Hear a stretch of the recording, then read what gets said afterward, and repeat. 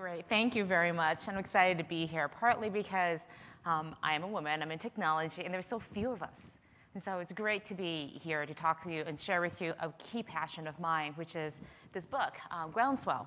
So if you're trying to figure out what it is, this is what it looks like. It's bright green, you can't miss it.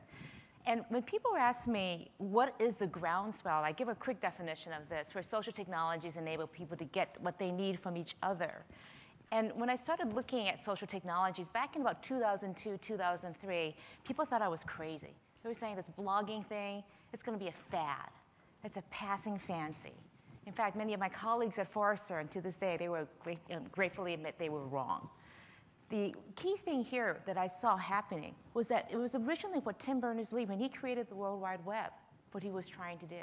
He was trying to create a technology that would put in the hands of everyone the power to be able to connect. Not businesses, not organizations, but people. People to be able to do this. And what I see today happening, this whole idea of a Web 2.0, is what's always been missing in stores, in the media, in the experiences that we have online with the people. And that's what makes it so powerful and so engaging. And let me give you an idea of how it's really changed. I'm going to talk today a lot about how businesses are changing, and also going to work in really how it's impacting us as individuals too. So if you think about what company engagement has looked like in the past, it looks something like this. And this is to customers, and employees, and also partners. It looks like this. You know, somebody standing there with a big, huge megaphone saying, listen to me. And if you didn't hear my message the first time, I'm going to yell it louder. I'm going to yell it more frequently, increase the reach, and hopefully you'll get that message. And how do we measure how that message got through? Well, can they feed back to me 4 key product attributes, for example? Now, how do we actually measure whether we're getting across to somebody? It was this very indirect way. People were always held at this very far distance. And I think the challenge today is we got to bring people closer to us as companies, but also as individuals. But this is really hard to do, because I think what happens is that we're talking about creating relationships here. And how many of you are in relationships and think they're easy? You have to work really hard at them. So I think this is the key thing. The message I try to get across in Groundswell was this, that it's not about the technologies. It is not about Twitter. It's not about social networking, Facebook, or blogs. It's about the relationships that you can craft because of them.